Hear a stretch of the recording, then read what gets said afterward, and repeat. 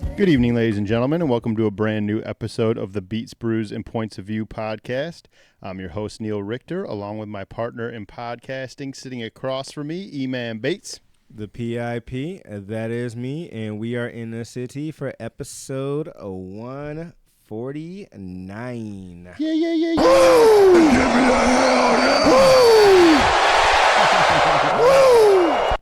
Tonight on the show, we're going to discuss a lot of things, but we're going to cover Women's History Month. We're going to discuss the Marche Du Nain in Detroit. We're going to spend a large chunk of the program tonight on new music since we haven't been able to cover it as much as we've wanted to in the last couple episodes. And then finally, before we get out of here, E-Man's going to tell us about a new Netflix show that he is really interested in. Not just me, the world is interested in. I was going to say, because my parents were also telling me about it yesterday, so I guess I'm late to the party. But before we get into the program tonight, I did want to, send my love to the people of Thailand that are, hurting right now. We had a crazy 7.7 earthquake out there today. So I just want to send all my positive energy towards the people out there that are going through this. I know it's affected quite a few areas in Thailand, so just shout out to them. E-Man, how you been, man? Busy. Better Busy, than some, worse than others. Mejor que otros, peor que otros. From my Spanish folks. Yeah, not too bad, dog. Otherwise, good. That's good. So before we get into the music stuff tonight, there's historic stuff that go on in Detroit, and so I wanted to kick it over to E-Man for a little bit of knowledge here tonight on the old Marche Du Nain Rouge in Detroit.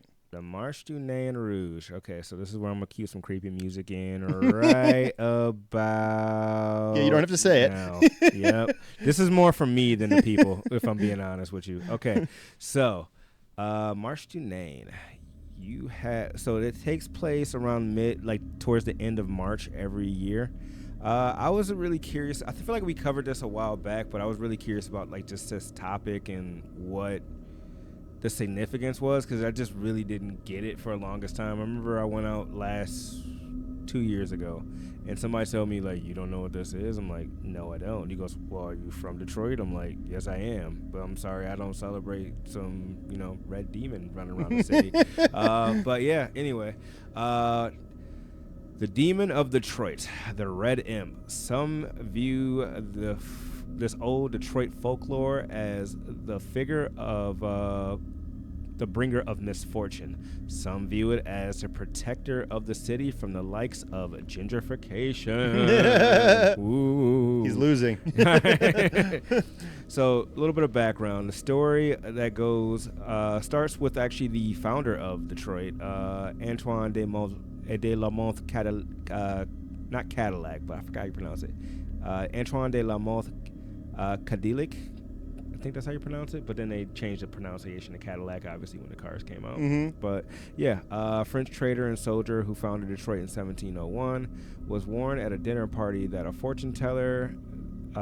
a fortune teller that he would encounter the Nain, and that selling alcohol to the natives would be his downfall, and Detroit would be the site of misery and bloodshed in the streets and all this other bad tragedy that happened, right? On the other side, if you were to appease the Nain, Detroit will be more prosperous than ever, and be wary of offending the Nain, or else bad things will fall upon the city of Detroit, which he had founded recently, or prior, right? Yeah. A few years later, it is said that the Nain appeared in front of Cadillac. I'm gonna just say Cadillac. Just say Cadillac, bro. Cadillac. Anyway, being in front of Cadillac and his wife on a walk, and it said that it confronted them. They saw a red figure with glowing eyes and teeth, and pretty much the stereotypical thing that you would see, comprised the devil outfit, but that's what they said he saw. Cadillac then actually struck the imp and told him to get out of his way with his cane. It is said that the Nain let off a sinister laugh and then vanished. into there.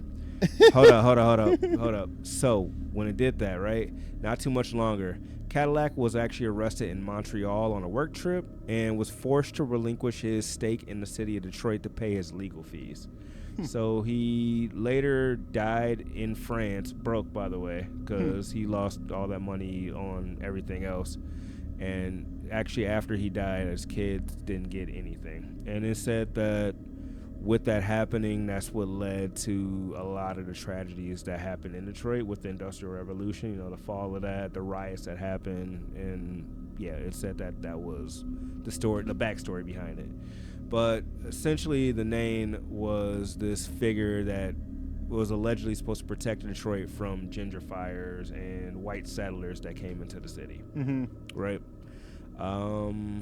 It's celebrated to this day as this holiday that's supposed to be it's like a parade where people get drunk in the streets, comparable to Mardi Gras, right? It's supposed to be the music selection, everything is very comparable to Mardi Gras, but people get in the streets and they actually like chase like the Nain out of the city, which is like, I feel like the point opposite of what it was supposed to be, right? If I'm not mistaken. So but yeah, that is the story of the Nain. I don't really get it, just because if I'm being honest with you. It seems fun. Like, it seems like some fun things to do. I just, every time like it comes around, I stay in the crib. I'm like, I just never really understood it. And I mean, it's cool to like, I don't like shitting on traditions, and I just put this in the category of letting people enjoy things. Yeah, for sure, man. I let people enjoy things. I don't know. It just seems very counterproductive. If you warn the people against selling alcohol and stuff, and people get drunk in the streets and name beers after it. You know, so I'm like, actually, big shout out to speaking while we're on the topic. Roar Brewing Company just opened up too, and they're the first black-owned brewery in the city of Detroit. I heard about that. That's pretty dope. So they actually took over Nain Rouge Brewing's old spot, ironically enough. Oh, I didn't know that was a brewery. 666 Selden. That's funny. So, yeah. I was gonna say this, like, I'm on the Nain, like the main website for it, and it kind of looks like they're marching down like where we used to live. Oh yeah, it's Cass Corridor. So the whole thing takes place in Cass Corridor, which up until 15 years ago was flooded with shit. Your definition of Nain sounds very Leprechaun St. Patrick's Day-esque to me. The old, the little, you know what it reminded me of? Do you remember that? It was like one of the first viral videos where it was like in the hood, and they're talking about like seeing a leprechaun up in the tree, and the news is there interviewing the people that are gathered there, and the one lady's like, I don't know if it's a leprechaun. It could be a crackhead. It's like the most. Oh God, I have to pull it up if we get done recording here. It's so funny. That's funny as hell. No, can we close out with that? Yeah. Can we close out with that? I'll have to see if I can find it while we're doing. That's funny. No, I'm not hip. Oh man, that's funny. Well, anyways, I think I forgot to mention it when we first started recording, but that song that I started the podcast off of is a new song out of Duran Jones and the Indications, called "Been So Long," or the Indicators. I'm sorry, called "Been So Long," and I just think it's a really nice, chill, groovy little soul record, and I really like those guys because they kind of bring you back to like a Motown era of sound, so I think that's kind of cool. But yeah, that's what I've got with them, and then we're gonna move on along here. We're gonna spend most of this time talking about new music, so we want to kind of get right into it. What's up? Real quick. What was her name? Yolanda Salvador got denied bail. Oh yeah, Selena's murderer. That's good. Yeah, that's very good. Yeah, we took one of the best off the planet, you know. Yeah, for sure. So yeah, I wanted to shout out her downfall. Sorry, but I guess that's what I meant to do there. I didn't mean to do that, but I guess I did that. Well, anyways, we want to get straight into some music tonight because we have tons to talk about. So we're going to extend this something old, something new, and kind of spend a little chunk of time talking on these new things here. So I guess we can just go ahead and kick it right into something old starting off because I have quite a bit of new music to talk about. And the something old that I brought up this week was for a few different reasons. I actually cut a piece on my Recorded by Richter YouTube channel on Women's History Month, and it was kind of discussing my vinyl collection and some of the women that have inspired me in music. And one of the albums that I have is the New America Part 1 by Erykah Badu. And the reason I chose it, aside from it being Women's History Month, is for a couple other reasons. One, it was just announced that she is working on her first new album in 15 years. And also, which is really cool about that new project, is it's exclusively produced by Alchemist. Give me a hell yeah! And the reason that it's so cool that it's produced by Alchemist is if you follow hip-hop in the music world, Alchemist is mostly a hip-hop producer. I mean, I would say like 90% of his work is hip-hop, and it's usually like gritty, like street rap that he likes to. R&B act he worked with? I don't even know. Fucking Lumi D? I don't even know. Maybe yeah, I don't know. But I am really intrigued by this. I think that that's actually going to be a great sound. I think because Erykah can spit too, and I guarantee you there's going to be some bars on here aside from her, singing. Because she's always, I was reading up on Erykah, and she said she always found the title Queen of Neo Soul kind of limiting to her. She said it kind of felt like they were boxing her in, and she didn't necessarily always want to make the same style and sound of music. And I get that. I get a lot of artists feel that way and, can go through like creative blocks. And she was in a pretty big creative block before she finally arrived with the New America. And so the final reason I chose it for right now also is because the first track on the album is actually produced by Roy Ayers.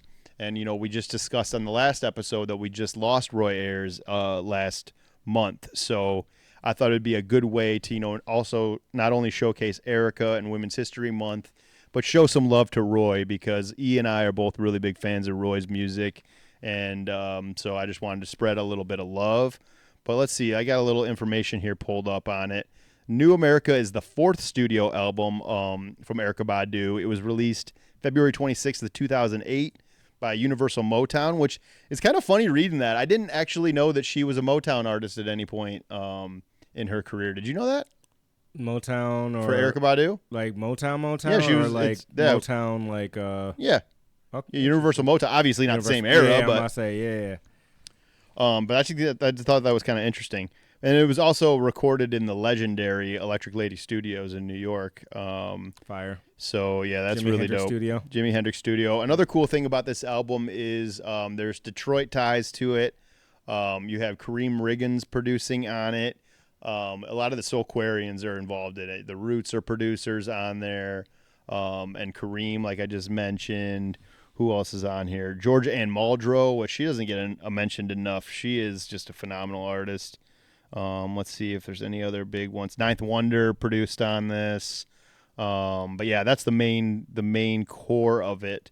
But I just think it's a really cool album.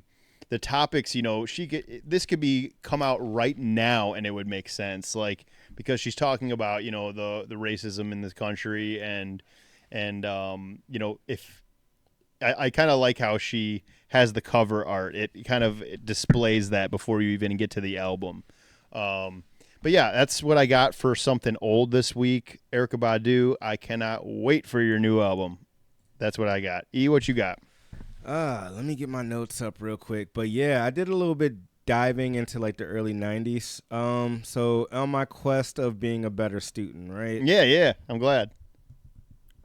There was a group that I slept on for a while. I mean, when we talk about, Tribe Called Quest, when we talk about, like a lot of those like groups, De La Soul, like a lot of those groups from that era, one always kind of like slips through the cracks, and I kind of went through their album.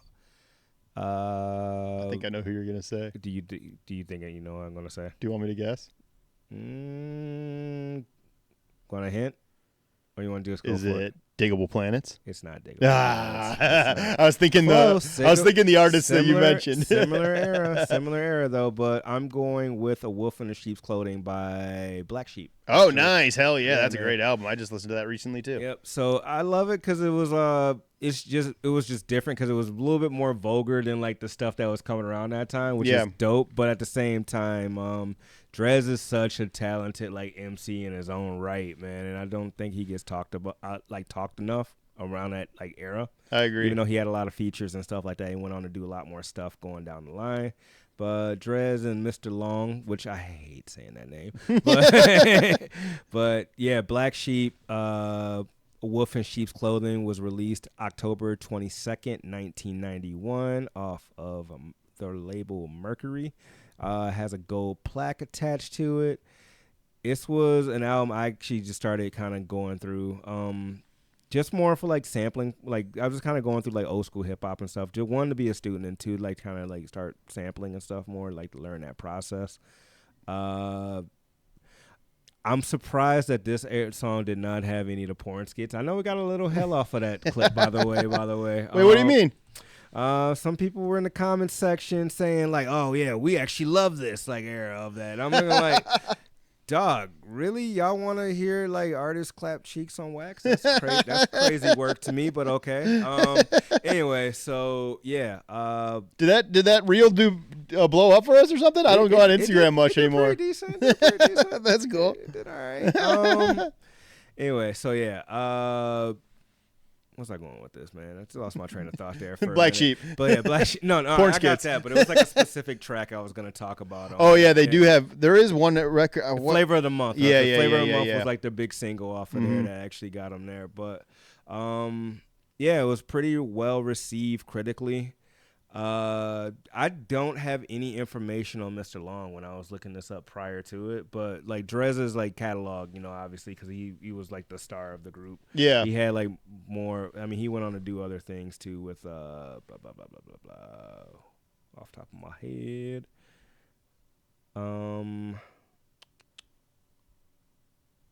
that's funny. It's like looking at the stats and shit like that on there. Yeah, they went on to do a ton of stuff. Yeah, they did. But yeah, that's a good one because I just listened to Black Sheep. That's funny. I was listening to this book about genres. The name is escaping me right now. What was it? Major Labels, I think is the name of it. A history of music in like 7 different genres or something. But they were talking when they got to hip hop, they were heavily talking about the impact of that. Like Drez, and I would say another one from that era that my man from oh man, what group is it? I'm drawing a blank. Naughty by Nature? Yes. Tretch, thank you. Thank you. I don't know. I felt like that's what you were trying to say. I was going to say Tretch. Yes, those 2 from that era that don't get brought up enough in conversation. Tretch is still active, too. And yes, he is. Tretch still performs, and he looks great still, too. So, yeah, shout out Naughty by Nature. But, yeah, that's a great pick. I'm glad that we had 2 different pretty opposite ones, but similar in a sense. Time frames kind of, I guess, yeah, a little bit. Yeah, a little bit different time frames for sure. But now I want to get to some new music because there's been a lot of it, and we haven't had much time to discuss it because our episodes have been running long. And one that I had cut an artist highlight video about her prior to this album coming out, and the response was great. She not only did she respond to me on Twitter, but she posted or retweeted it or whatever. So that would be out of Buffalo rapper Shay Noor. If you are unfamiliar with Shay Noor is a female MC out of Buffalo, New York. She's, I think, in her early 30s maybe. And she rolls around with the Griselda guys. She's like kind of in that same group. Not same group, but she's like an affiliate, kind of like Stove God is or Flea Lord is, kind of like they're not core Griselda members, but they're like associates or whatever. And in doing my homework on Shay, I found out her connection story to the Griselda guys is because she grew up around the block from DJ Shay, who DJ Shay is the DJ that put all the Griselda guys in a position. He passed away a few years back, but he was like their mentor, their main producer, their road DJ. He was like the dude for Griselda. And he had a studio right down the street from where Shay grew up, so she kind of cut her teeth by coming around that way. And she self-funded and built a couple recording studios, one in Buffalo and one in Niagara Falls, and she just got to work. And Shay is interesting because she can produce her own music, but she likes to do stuff like she's doing here on the Seeds in Babylon album with which meeting up with another producer and having him do it. And that's producer Superior on this one, which I'm not going to lie, I'm not familiar with Superior outside of this project, but he did a phenomenal job. And he had a pretty important role for Shay because as she announced right before the album came out, she had given birth right before this album, which she kept it under wraps that she was even pregnant until this album release. And it really worked in her favor, man, because she's always really deep. I think Shay kind of reminds me of like a female Raekwon in the way that she's so descriptive. Like her bars are very street and very gutter, but she like is very beautiful in the way she describes these things. Like she's very poetic, kind of like Ray is. Like she can really paint a picture. And she's got tracks on here that are really big standouts to me. There's a track called Ivory where she's talking about her first time experiencing panic attacks and anxiety. And that's hits close to home to me because it's something that I've dealt with. And then another one that I will mention before I move on from this album is Destiny Rose. I believe Destiny Rose is the name of her daughter. And that song is all about her coming into motherhood and what that experience has been like for her. And I just love these kind of records, man. I'm really into deep introspective records, especially right now. It just seems to be the stuff that's speaking to me the most. So yeah, that's what I got with this Shay project. Highly suggest checking her out if you've never given her a listen because she really won't disappoint you.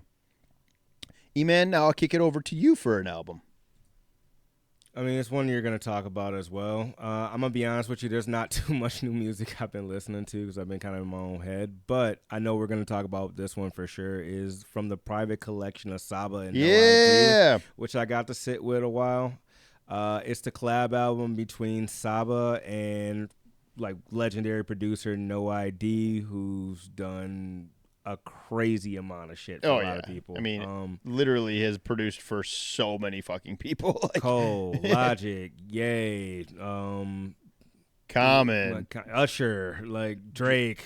Yep. So many different Jay-Z. So many different people. It's insane. Did he do 444 or did he maybe it wasn't exclusive, but I think he did some joints on 444. I mean, he definitely had his hand on 444. I feel like he was like one of the executive producers of 444, but I'm not we could fact 1,000% on we could that, fact check that. But yeah. Anyway, yeah. So it's the collaborative studio album from American rapper Saba, who Saba is not New York, the Chicago based. Yeah, right? Chi-Town. Okay. Yep. And record producer No ID. The album was released on March 18th, 2025. And features Smino, Kelly Rowland, Jordan Ward, OG, Raphael Sadiq, Aaron Alakane, BJ Chicago Kid, and much more. The album marks the first project between the two Chicago. I didn't know No Ideas from Chicago, and that makes total sense, actually, now that I think about it. I don't know that I knew that he was from Chicago either. I kind of assumed he was a New York guy. That's cool to learn. Yeah. I like that. Did not know that. But yeah.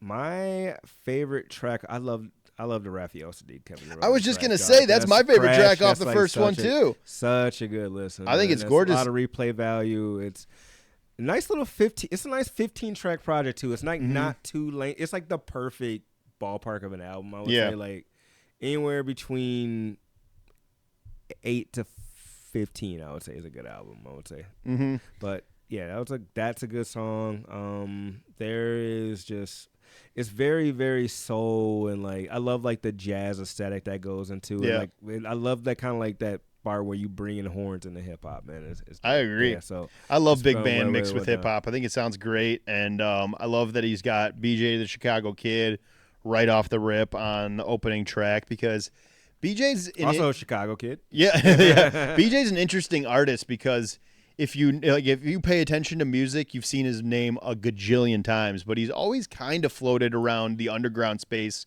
when it comes to his own solo work. He gets placements on all kinds of big name albums, but I think it's kind of like it's an interesting space that he's in.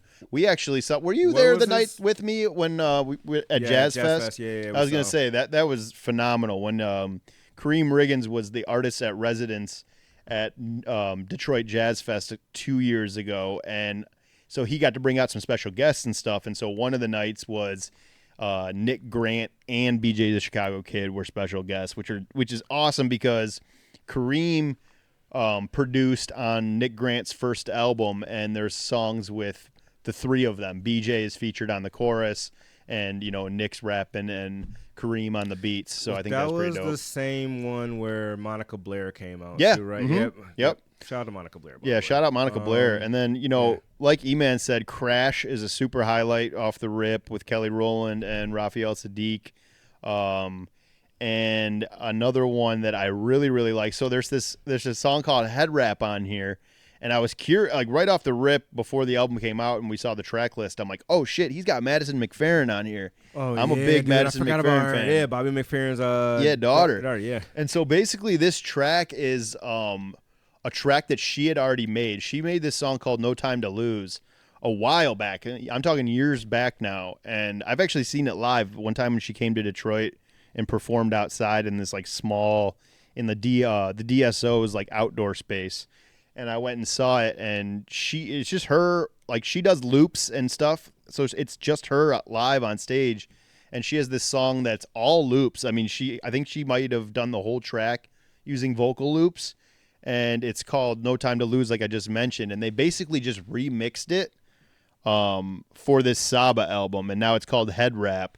And then it does feature new verses out of Madison, but it's basically her older song. And then it also features Jordan Ward. And I'm a big fan of Jordan Ward out of the young people in music. He's one of my favorites. He makes a lot of interesting stuff. So I was excited to see him on here. There's great rapping out of Jane Doe on 30 Sec Chop.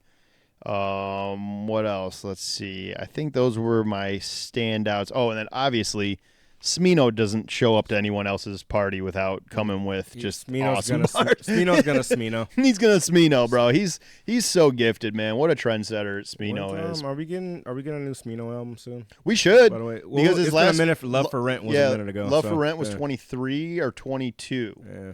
And yeah, I think 22 maybe Love for Rent. So yeah, he should be any time now. You're right. Yeah, that's pretty dope. This one has been anticipated for a long time too. Like they've been teasing Saba and No ID working together forever. And it's so funny to see the difference in where he's at now because, in starting YouTube channels, I've been pulling up all these old concert clips and shit. And I found an old concert clip of me watching Saba at Electric Forest. And it's just awesome to see how far he's come. It was like in a small tent. And now, he's a big deal. And that album, what was that? Care for Me? Was that what it was called? Care for Me, Saba's first The one? one where his first album, Where he's sitting on like he's like sitting in the kitchen on top of the table. I think that's what it's called. You sound Why, right. I have Saba pulled up right here. There you go. Yeah. we have computers. Hold on one second. Saba. Yeah, it was called Care for Me. And that wasn't his first, actually. It's actually his third album. I just realized I've never heard Bucket List Projects from Saba in 2016 or Comfort Zone from Saba in 2014. Have you? Nope. I thought his album started with Care for Me in 2018. That's interesting. I'm going to have to go back and listen because I am a fan. But yeah, moving on now. So we discussed the Saba one. Let's see where else I want to go from here. I already discussed Shay. Oh, the next one I have is actually I have it back there. I don't want to knock all this shit over, but it's out of a band. I actually just cut a little segment for them too. My Morning Jacket is actually got the merch on right now, but My Morning Jacket's a band that I've been following for 21 years now. 2004 is when I got hip to them when I was still a junior in high school. And I got to see them live that same year and was just mind blown. And like they just became a fast favorite for me. And they just released their 10th studio project last Friday, not today, but last Friday. And that was called Is. And, I was watching little video clips with Jim James sitting down and talking about it before. And they were like, how did you come up with this title Is? And he was like, it's honestly as simple as it is what it is. He's like, that's something that I'm trying to practice and be more comfortable with. Simplicity. Simplicity, living in the now and trying to stay there, not trying to focus on my past or my future, trying to stay right here in the now. And that's like, that seems to be a theme that's following me around right now. So I just feel like it's like something that I've been trying to pay attention when I see synchronicities and follow them because they're usually leading you somewhere.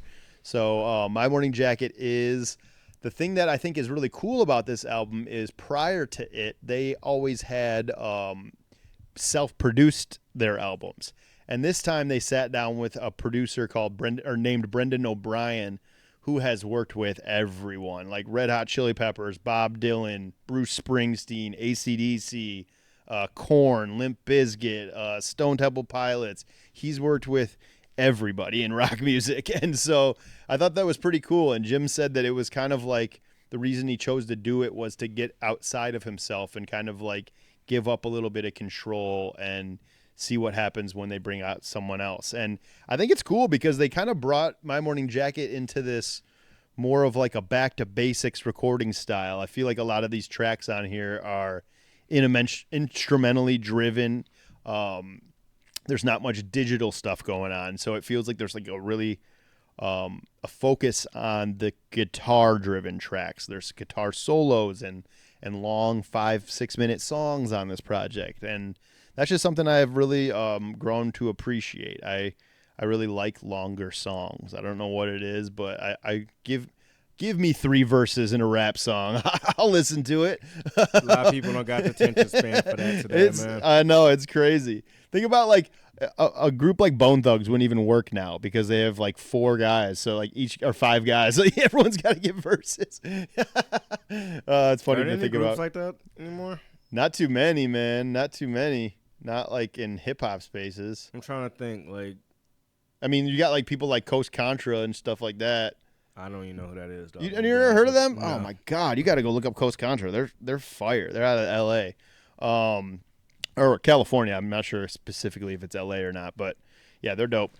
But yeah, that's what I got for the My Morning Jacket project. And yeah, E-Man, is there another one that you want to I still have more for sure, but I want to bounce it over to you. I didn't spend enough time with Will Smith to have a conversation about that. I do love the fact that the intro opened up with like this barbershop talk when they're just talking about like, oh man, how much like people hate Will Smith or how much they hate Will Smith and like what he's become and things. I mean, there's stuff that came on the past like couple weeks that I've listened to. Like I shout out, I had a friend of mine who took me to a Pop Evil. Oh, it was rock. It was like a rock festival. That's where I saw Shinedown for the first time. Oh, nice. And Pop Evil was one of the openers, and and they're from Michigan, by the way. Mm-hmm. And I just saw they dropped an album last week, and I listened to it for a little bit. I didn't spend enough time with it to have a really conversation about that. So out of the stuff I have listened to, though, and I will talk about, you said the Gaga one wasn't that great, right? I didn't like it. So I'll tell you why I didn't like it, because it just was confusing to me. So they put out Die With a Smile with her and Bruno Mars that's led with this music video where they're both kind of dressed in like country western garb. Right. The song has a really soulful feel to it. They're both like, the vocal performances on both of them are crazy, and I loved it. Like, I think Die With a Smile is fantastic. I think that's a great pop song. Bruno brought his magic to that shit.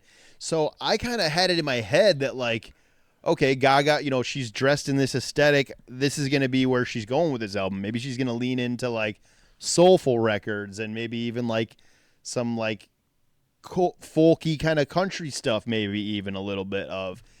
And it's not at all that. Like the album is very like 90s electro pop sounding, and I just felt like it felt so soulless and like heartless. Like they were just such interchangeable nothing burgers to me. Mind you, I don't have a judgment on it. Right. This is not my album. I actually found my album I listened to. But do you think that it's because you think that might be her Prince album, the one that she was trying to make to get rid of the contract? She made that on purpose.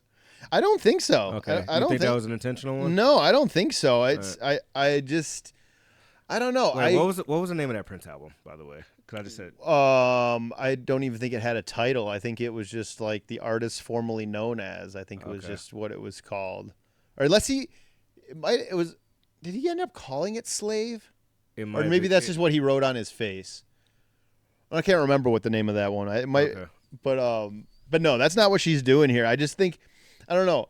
It sounds like a digression in her music. Like, I don't know. She's done the electro pop stuff before, and I guess, I don't know. Maybe I'm not the right person to be talking about it. Not the right demo? Yeah, I'm not the right demo, I guess.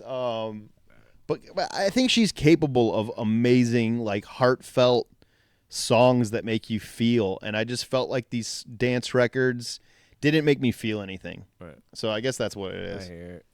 All right. Well, one, after 5 years, dropped his follow-up, St. John's Festival Season. Oh, which shit! I did check out. Overall, I enjoy it.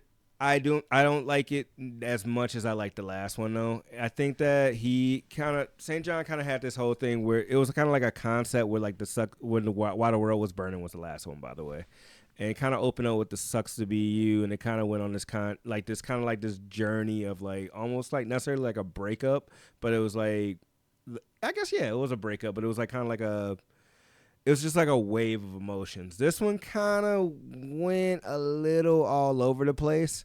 You open up with Never Met Superman, which is a great track, by the way. It's kind of like almost like this monotone kind of like vibey track but it's still like in St. John form where he has his like kind of like his own like energy that goes into it. It's like the production is very like it's almost kind of like a I don't know how to describe it. It's not necessarily like it's almost like hymns almost in a way. It's kind of like gospel hymns almost. Okay. It comes into that like that wave, but it's not it's done in a very St. John way, but then it kind of goes into his toxic shit.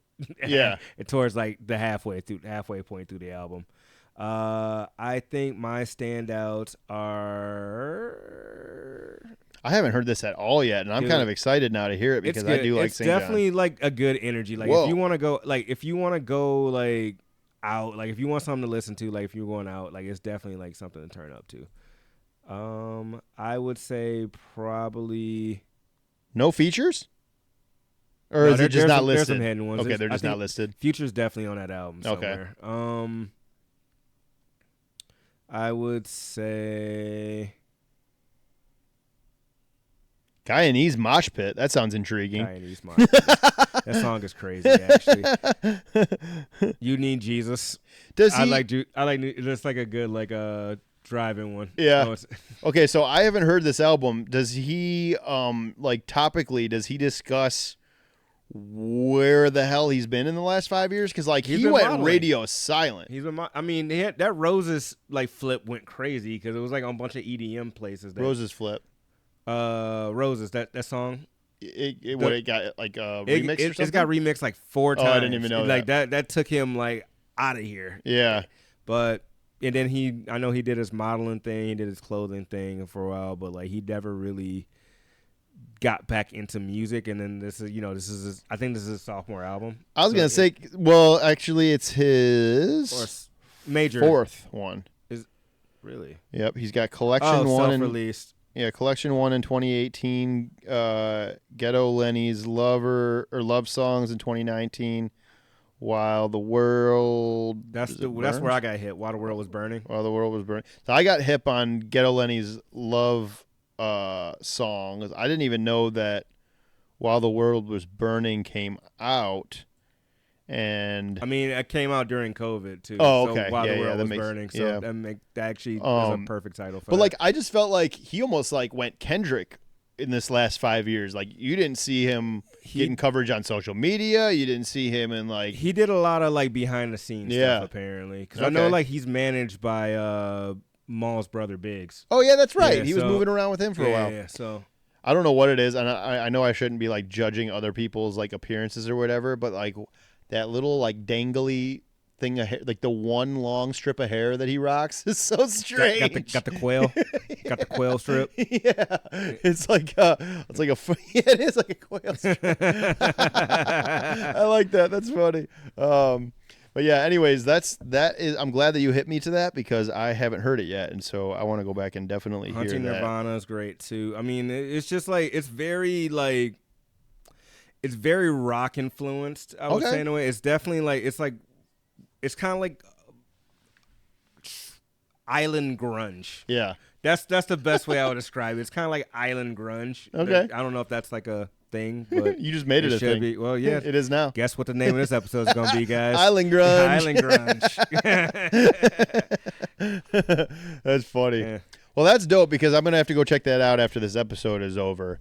The next one that I want to get to is actually an album that came out today. And normally I don't get to albums that came out that fresh, but I have listened to it 4 times today, so I think I could give at least my initial thoughts on it.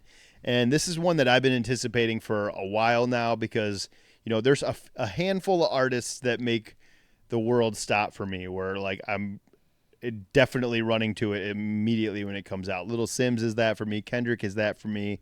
And Little Dragon has been that for me. And Little Dragon's lead singer, Yakimi, just dropped her debut solo album. And I am a huge, huge fan of Little Dragon. They've done a lot for me as far as my personal healing and growth goes. Their music has been a soundtrack to my life. More so recently, too, like within the last 5... I've listened to them since 2010, but in the last 5 years, I've really, like, I don't know what... I think it might be Yukimi's vocals and what she sings about. Like, it's so therapeutic to me to listen to her voice. And I think something that's cool about this album that I want to point out is even though that it's a solo album, the Little Dragon guys are definitely involved in it. Eric Bowden, the drummer of Little Dragon, co-produced the whole album. Harkin Wirestrand, the synth player in Little Dragon, had a production credit on the final song. And then one that I didn't know, and this is something that I learned today looking up the credits for it, I've been a big fan of Leanne LaHavas for a while. I think her music is incredible, and she was on one of the lead singles for this album, Stream of Consciousness. And I love that record. And then looking up the credits today, she has like writing production credits throughout the whole album. So I think she helped co-produce the album as well. Yukimi put out a little thank you thing on her Instagram today and thanked, her for it. And then also thanked, which I didn't know who was rapping at first because the feature wasn't listed when the album came out at midnight last night. But Pasta Noose from De La Soul is on the album. He is on a song called Jackson, which I learned today is the name of Yukimi's son. And Pasta Noose has a great, really thoughtful verse on that record. And I think that that's cool that they've remained friends for so long because De La Soul and Little Dragon were both featured on Plastic Beach by the Gorillaz. And Damien Albarn, who is the brainchild of Gorillaz, took them both on the road for the Plastic Beach tour. And so that's when they must have became friends because not only did Little Dragon collaborate with De La Soul in 2016, now we're back here where we have Pasta Noose on Yukimi's new album. And man, if you are in the need of some therapy, listen to this Yukimi album for you. It is just really beautiful, and it's very warm and organic sounding. Little Dragon has a very electronic feel to their music, and this has elements of that for sure in it, but it also has guitar work in it and piano work in it, and I think seeing the live version of one of her songs that she posted today, it seems like when she goes on tour with it, it's going to be with a full band playing acoustic instruments and guitars and stuff like that. So I am very, very excited to pretty much live with this album, because I can tell you right now, with the weather finally getting a little bit warmer, it is going to be the soundtrack for my spring/summer. So go check out Yukimi. It's, if you need a spelling, it's Yukimi. That's how you spell Yukimi, and yeah, it's a really great project. E-Man, is there any more that you wanted to get to? I had a couple honorable mentions that I haven't heard yet, but I know I want to. But I wanted to kick it over to you if you've got some more that you wanted to talk about. Another albums, or songs or whatever. I'm gonna be on, like, bro, I've been in podcasts and audiobook mode. Like, I just started Rakim's Don't Sweat the Technique. Nice. I just started it. Fuck yeah. Dude, it's great. I love that. Great. Yeah, like, it's just like how he breaks down, like, just how Rakim talks about music. Like, when he was going to actually, you know what? This is a perfect segue into an album that we both listened to, and I know we both didn't like, but he was talking about, like, the appreciation for other things, right? Uh-huh. And he was talking about, like, if it makes you kind of tap your foot to it, like, I want to say it's garbage, but like, at the same time, like, if it makes me tap your foot and makes you have a groove, it's pretty. I mean, and it's a good song. I can't hate on it. Mm-hmm. But I love how he's talking about, like, him going to when he was it's at I think it's like chapter 2. I want to say he was talking about making when he first met Eric B and they linked up, and then, like, how they got into the studio. And, like, he was kind of like changing his writing habits, and he didn't want to listen to the dude at first, but then he, changed, like, a few things, and he was like, oh shit, that was actually, like, better. Mm-hmm.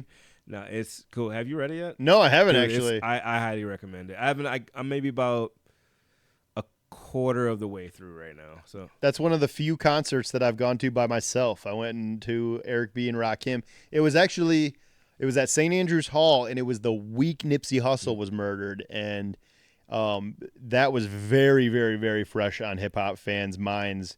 Mm-hmm. And at that show, Rakim had a live painter behind him. You see that at a lot of shows now, where people paint, and the person that was painting painted Nipsey, and then Rakim did a moment of silence for Nipsey, and then he talked about Nipsey for like 5-10 minutes before he continued going on with his concert. So it was pretty special to see that Nip even had an impact on the OGs. Like, and Rakim is like a lot of your favorite rappers' favorite rapper. Absolutely. Like, he is that guy. Came to the chorus, said it before, never let the mic magnetize me before. Yeah, he's so cool still too. Like, he looked fly as hell, sounded fly as hell, still looked young. Saw him. What did I see? Oh, Hip Hop 40. Hip Hop 40 or 50. Hip Hop 50. I saw him. Yeah. Were you there for what? When it was the 50th anniversary of hip hop? They were at what specific? Because there was a ton of events for that. There was one at the Fox. Oh, there was one at the Fox. Yeah, it was like all so it was the OGs there though. No, I didn't go to that. It was, I think I went with Shay at the time, but it was Rakim, it was Big Daddy Kane, Shit. It was Nas, Shit. It was Dougie Fresh, who beatboxed for like 5 minutes. It was somebody else. Oh, and KRS-One. Damn. I knew I missed something. How did I miss that show? That sounds incredible. I don't know where you were. I usually don't miss a Nas concert, man. I've been to Nas like every single time he comes to town. I've seen Nas 3 times at this point. Yeah, because I think did we see him with Wale?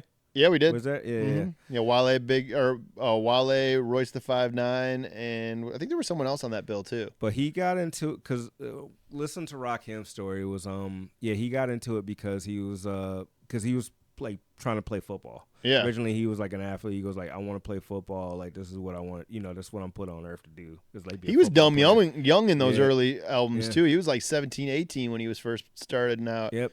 And then he was like, they got in the mixtapes, and then somebody finally heard him, and then that's pretty much like, it was like the typical like hustle shit, bro. So, I haven't finished it yet, but I do recommend it so far from what I heard. But I was going into like that whole scene where you're talking about like,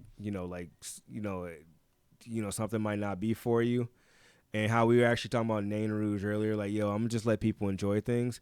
That Playboi Carti album isn't for me. I'm not the demographic. I don't think you're the demographic. I think he's a scumbag too. I don't understand why people praise him so much. He's a deadbeat dad who has some pretty serious allegations about beating up women. To be fair, a lot of famous like musicians are deadbeat parents. Yeah, there is, but I mean, like deadbeat in a way that you're not even supporting financially, and you have your baby mamas all over Twitter reaching out, talking about how you're not around at all. You can't. It's hard to be a deadbeat in social media age because people will expose you. But no, I don't. I mean, I'm gonna just keep it focused on the music and not him as a person right now. Yeah, but for sure. I don't. Yeah, I listened to it.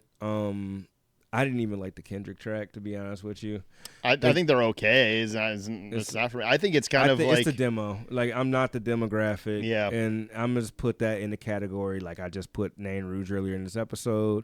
I'm going to let people enjoy things. Oh, for sure. It's not for me. The one thing that drives me crazy, though. That's the only one I'm like, I might come back to that. But yeah. One thing that I got to put a pin in, not a pin in, I got to kill real quick, though, when it comes to that, is I have been people trying to justify it by saying, oh, Playboi Carti is like, this is modern age punk rock. No, the fuck it's not. I'm sorry, but that is a dumb comparison. Punk rock was revolutionary in nature and usually was bucking the system against social and political injustices. And that is not what Playboi Carti is doing in his music at all. He's talking about murder and Molly. Like, what are we talking about here? People make dumb comparisons. I will say that there is nothing that sounds like Playboi Carti. No, there isn't. He's found a sound for sure. I will give him that. There is nothing sounds like Playboi. There is. Like where? Young Thug. No. Yeah. No. Yes, he is. Young Thug can actually rap. No, Young Thug does the same weird voices too.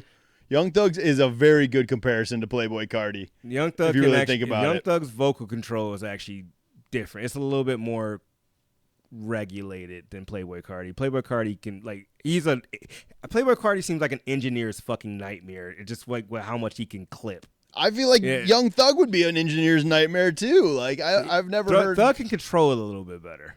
Maybe a little bit. I've never understood the allure of Thug either, or Future for that matter. Thug grew on me.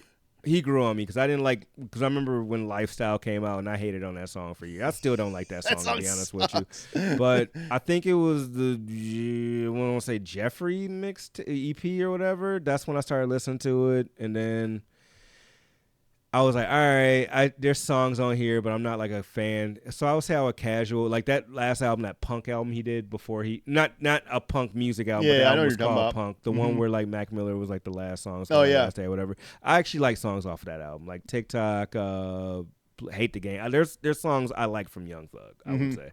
As far as Future, people put March Madness up in like a pedestal as like one of the top songs that came out of like that era. Yeah, that's great. I don't even know if I know that song. You do. I probably do. You do. Yeah. I mean, there's songs I like from each one. Even Carti has like, so he did. I don't mind the production on Carti's shit. I just don't like his rapping at all. The production's great. What was I about to go with Carti? Like Magnolia. I do like. I don't think I don't think he's ever really followed Magnolia for me as a listener, and I liked it because I like that song.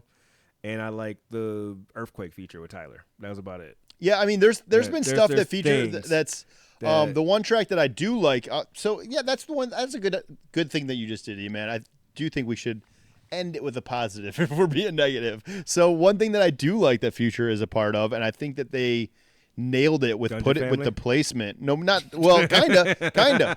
Was the Killer Mike song? Was Scientists and Engineers with Future and Andre 3000 on it. Like that worked. Like it. Like he was the perfect person for the part that they were trying to get across. Like especially after Andre just went nuts on his verse. Like it was perfect to have like Future come in right afterwards because it gave you time to kind of digest what the fuck Andre just did, and it worked sonically really well too. So yeah, I'll end with that. I'll say I like that song by Future.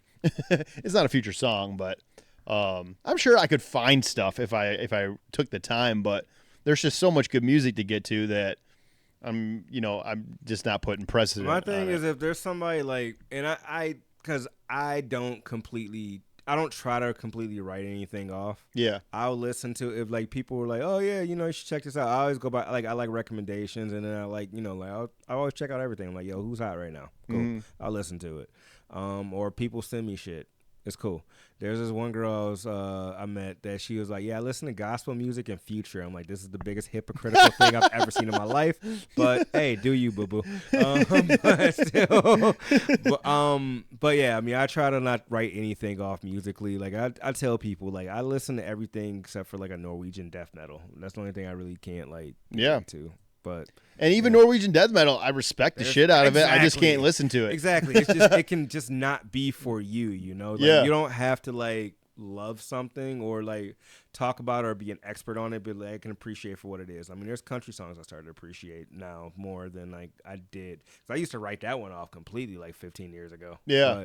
But, what's actually kind of interesting about like Norwegian death metal and metal music is against popular belief, they would think that like people that listen to that music are like angry people, but they've actually like there's scientific studies behind the fact that metal can like work as a therapy tool for you. Like it helps get the rage out just by jamming it super loud. So I have no issue with that either. But I am with you on that. It's hard for me to listen to a lot of it. little bit of a digression here. Did you hear about the neo-Nazi concert that happened at Harpo's? No, just recently? This was probably in the past few months, yeah. It was. I didn't even know Harpo's was still around. Harpo's is definitely still around because I've seen there's JCW shows that happen there, and there's other things. But Harpo's. Hold on. Let me pull this shit up because it made me think of that. No, I mean, mind you, I'm not comparing the two, but it's just funny that made me think of that. Like, the band, like I think Metro Times covered it, but it was a band. It was a Michigan band that opened for. They opened for a band, but then I guess it was the headliner was like a neo-Nazi band, a neo-Nazi metal band. Jesus. Yeah, I didn't even know that's still a thing. It's just insane. It's wild to me. But yeah, I think that dude got kicked out the band. Whoever booked the show or whatever. I think I saw what I saw. That's funny. Well, since E-Man promoted a couple books tonight, I feel like that's a smart thing to do because people need to be reading out here more. We got a lot of dum-dums out there, and I think people need to brush up on their reading game. So I'm going to bring a couple recommendations to the forefront here. I think I might have talked about this one already, so I won't like spend any time on it. But right now, the current Dissect podcast season is about Mr. Morale and the Big Steppers by Kendrick Lamar. And thematically, Kendrick was talking about the teachings of a German philosopher named Eckhart Tolle.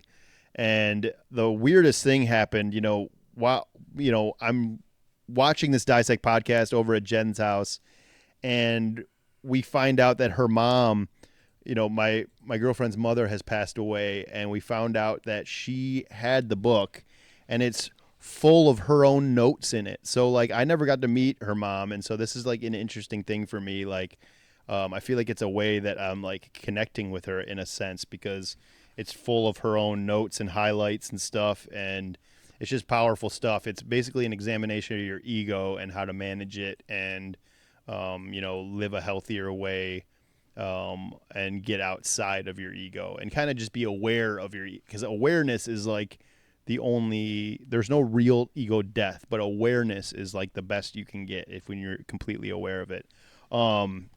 So Tolle, that one's cool. And then this one, my buddy Andy, shout out Andy Case from Midwestern Gentleman, who's been on the podcast before. This is called Earthing. And it's basically a concept. This has been written by like a group of doctors that basically states as Western society progressed, we separated ourselves further and further from the actual ground of the earth.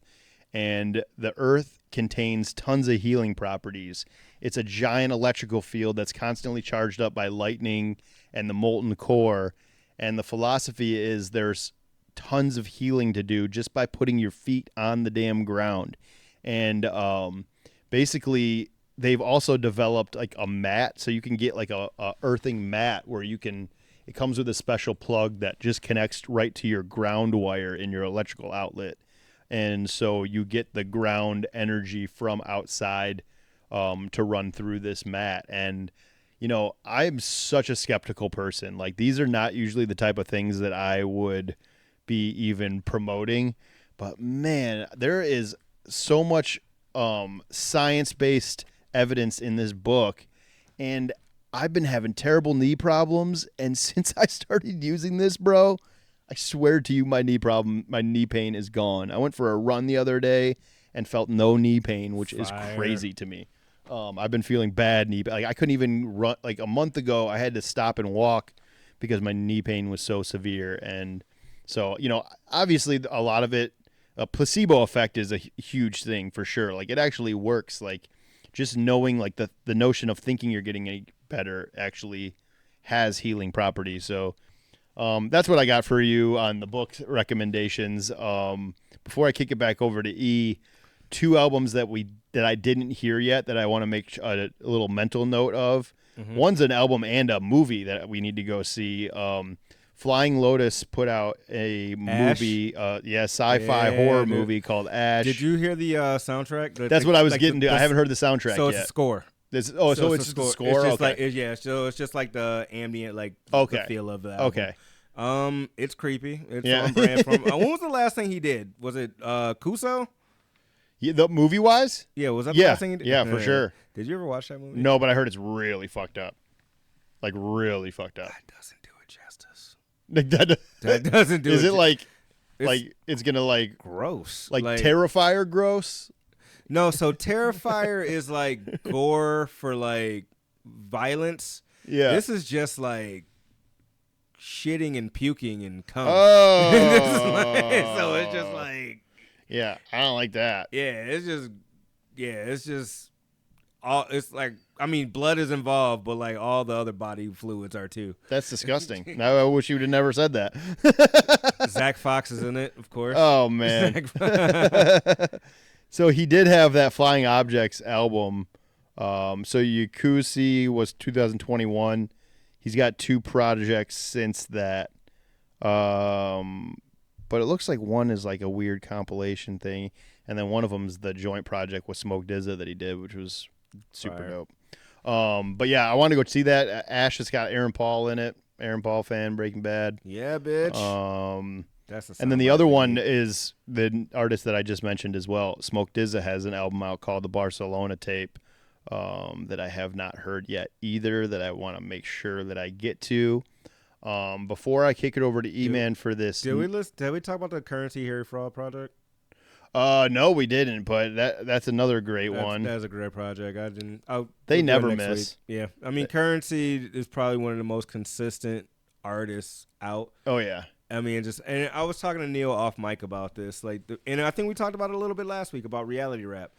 I feel like those artists like a Bodie James or a Larry June or Dom Kennedy or anybody in that kind of like field, they can put out as much music as they want to, because it's like, you know, just stuff they're doing like on a regular basis. Yeah. Conceptual shit is kind of like hard, or even like certain like that. Like, I love that simplistic shit because it's just so relatable and just dope to me. So yeah, I agree. I really love that output that they have, because, you know, just keep it coming. I agree. And you know, Harry Fraud's just he doesn't miss, man. That guy is incredible.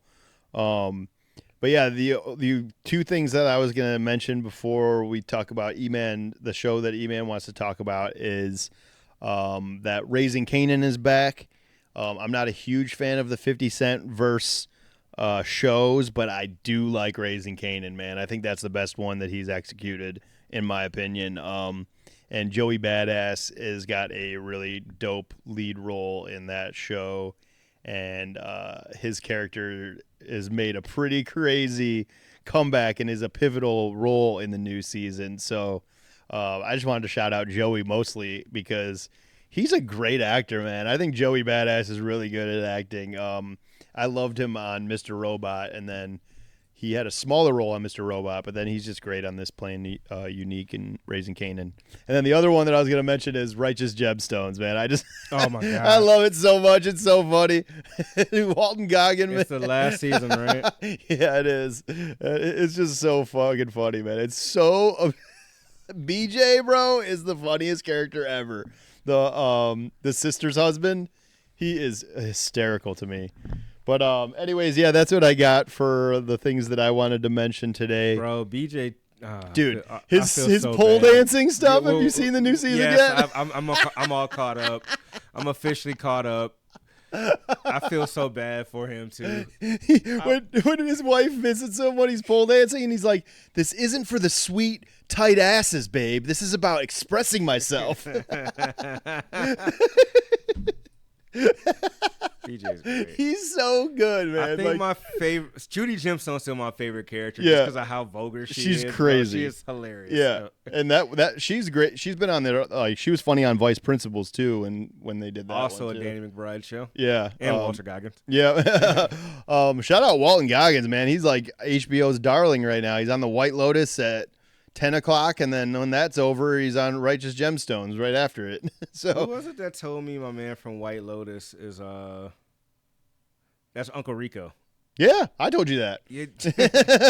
I saw Yeah. it pop up too. I'm like, oh my god. Yeah, he's just a lot older now, Yeah. and he doesn't have a wig on. That's funny. Back in my day, I could throw a pigskin quarter mile.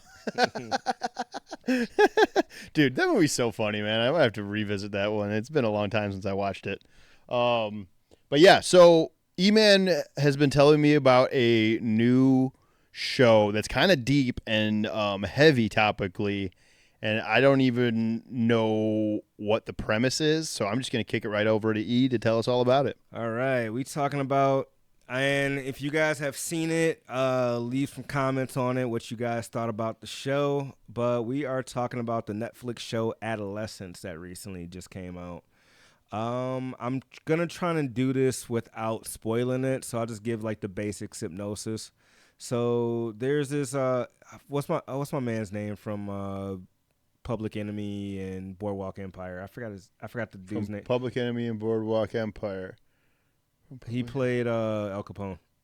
Oh, I don't know his actual I forgot name, his but name. he's But phenomenal. anyway, he's the co-writer of the show. Okay. So him and then like the other person that like wrote it with him is like a Broadway a Broadway writer. Anyway, so it's him.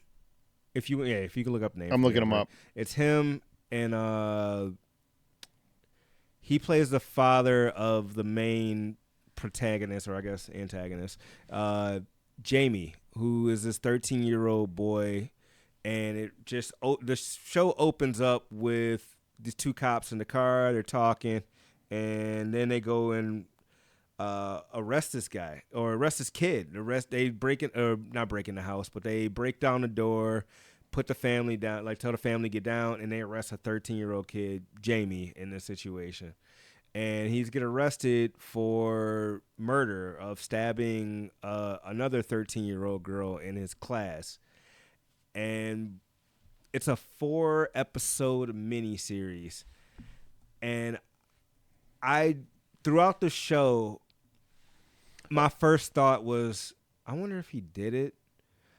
And I Don't was like, reveal anything because I want to. Don't I'm spoil not. No, anything. no. I'm doing this without spoilers. Okay. I'm doing this without spoilers because I mean none of this is like I wonder if he did it. My first thought is he did it just because you have to have some crazy evidence to arrest a 13-year-old like an adult like you're doing like a drug bust or some shit. Mm-hmm. But it covers a lot of topics. It covers like incel behavior. Incel behavior, is like you talk about like you talk about women and if you're not, you're not getting, you're a virgin talking about women that you can't get. And then and the only reason you're doing that is because you tried to get them and you can't. It covers a lot of that. It covers a lot of like exposure online. Like Neil, I was talking to Neil and I about this off mic. Like our generation, I classify as millennial by not by choice, but by by age. We were one of the last generations to really congregate offline. You know? Like I didn't grow up with it. I eventually we got the internet. We got to see like shit where it is now. Essentially, like I remember having to go ride bikes and stuff like that and come back by the street light and things. A lot of these kids these days don't have that. And you have to you can just meet up with your friends online. Like gaming online is fire now. Like that. I mean, I was down around for like chat rooms and things. That's not really a thing. You got like iMessage. You have like a bunch of different ways. You got Messenger. You got so many different ways you can communicate with people, and not just like your friends. You can communicate with random people online. They talk about how Snapchat comes into play, and then like a photo of this person got across like the school and things, and yeah, it's nuts, man. And I'm not trying to give anything away, but I really want to have this conversation that I don't want to I just feel bad for the younger generation that they never really got to live life offline. They never really got the experience to live life offline. I think it's insane, man. Like, I can't imagine going through, like, I think about this quite often, actually. I can't imagine going through high school with social media. I can't, like, the bullying would be so much worse. You wouldn't be able to escape it. Like, in our generation coming up, because Facebook came out after I graduated. It came out, like, my freshman year at college. And so I can't imagine not having any escape from what's happening to you at school, because, in our generation, if you're getting bullied at school, at least you have a safe place at home. And, there's no escaping it now because everything is online. And and I think about like parties and this has got to be a part of the reason why the younger generation doesn't drink as much. Think about if you were acting a fool drunk in a bar somewhere. In our day, it might just be a bad night, and then, the next day you forget about it. You make your apologies if you made a fool of yourself, and then you go forward. In their generation, if you're acting a fool at a bar, you're going to be on film. So, you know what I mean? Like, that could be online if you puked in a bar or like did something stupid like that. There's so or much different things. Like, I mean, people pull out these phones and one little mistake can have you can mess up your whole life these Hell days yeah. now. I mean, we live in a crazy time where anybody could be famous, not for necessarily good reasons, but for terrible reasons, like in a heartbeat, if you want to. I guess I'm a little bit younger than you, so I had Facebook in high school. I think around my freshman, sophomore year. Like my MySpace came out my freshman I did have year. MySpace. Yeah. So I did have MySpace towards the end of my high school. Think about MySpace, bro. Think about that. That top 8 caused such a big thing at one point. Oh, we ain't cool like that, huh? I'm not in your top 8. No, and I mean that caused such a rip. Now it's just bro, people don't have that safe spot anymore unless you go off the grid. And I mean, and things doing things like this, and and you were talking about this too. Streamers make so much money and content creators make so much money and all that and things, and then just something stupid can just go blow you up, and then it just goes out of nowhere, and then you're just this celebrity overnight. And even think about rappers, bro, or not just rappers, but musicians in general, right? You get these people who make a song. I'm gonna take rap specifically, and I'm gonna focus mostly on the street dudes. Oop, my bad. My bad. Gotta get excited. So you take a dude that make drill music or something like that, right? And you make a song, and the song goes viral, and boom, he's a celeb. And I'm not gonna say he because it can go either way. Either.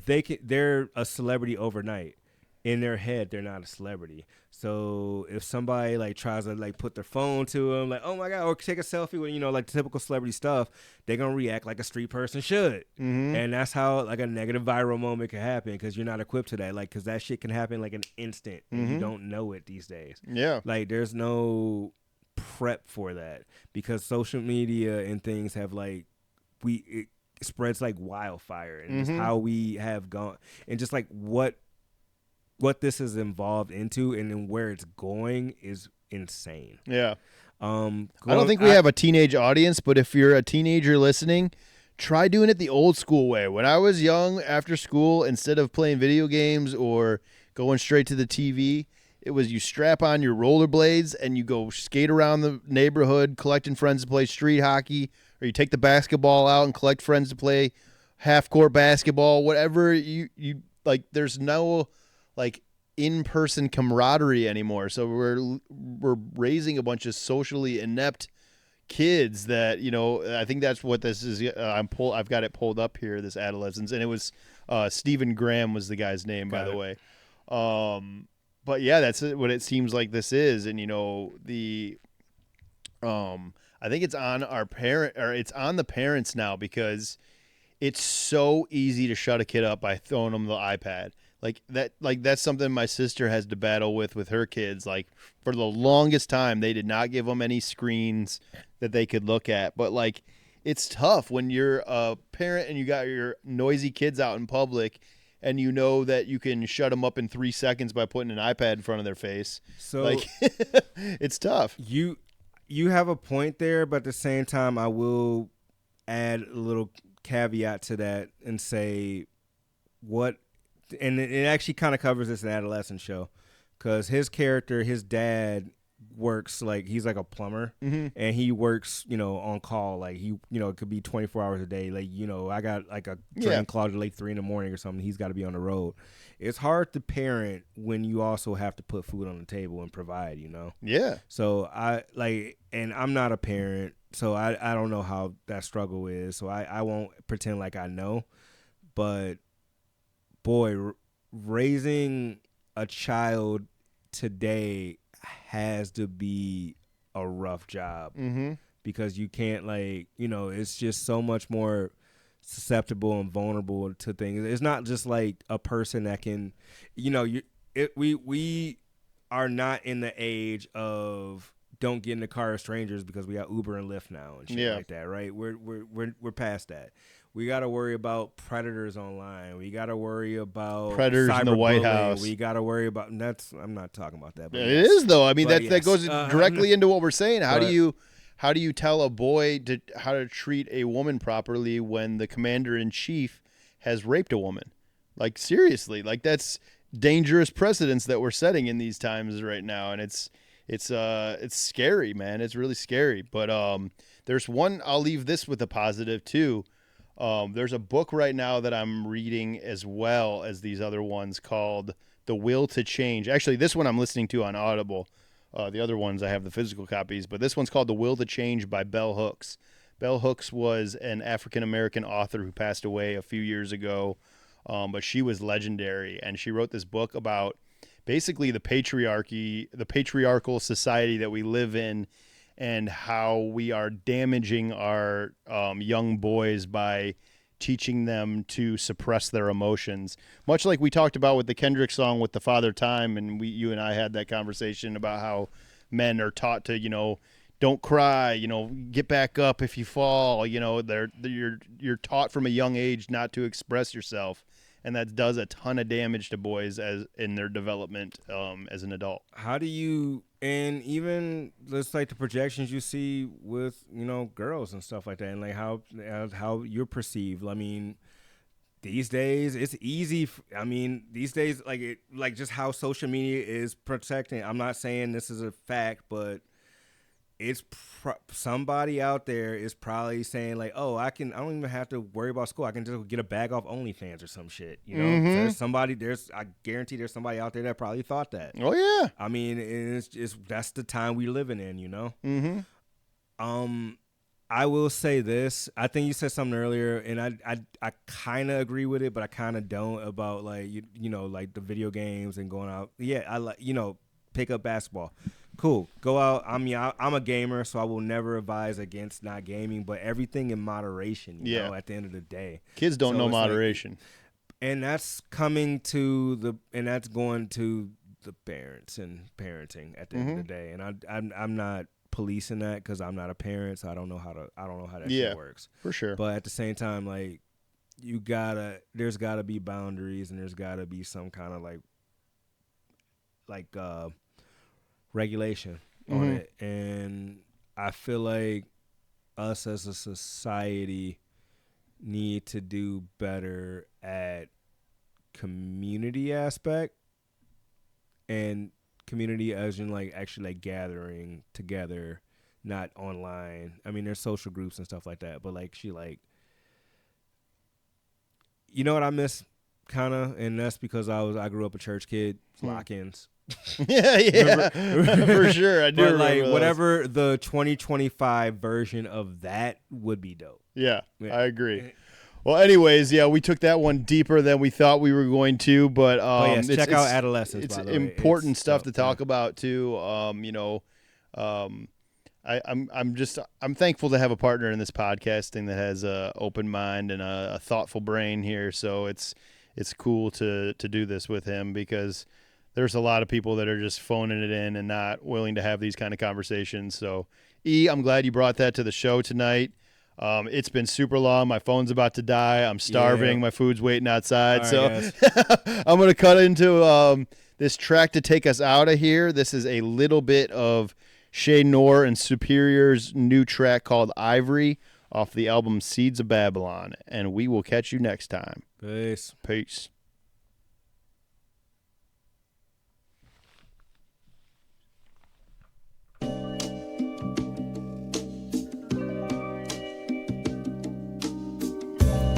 Air from the window blowing my face as I stare into space. My heart and my brain are going to race.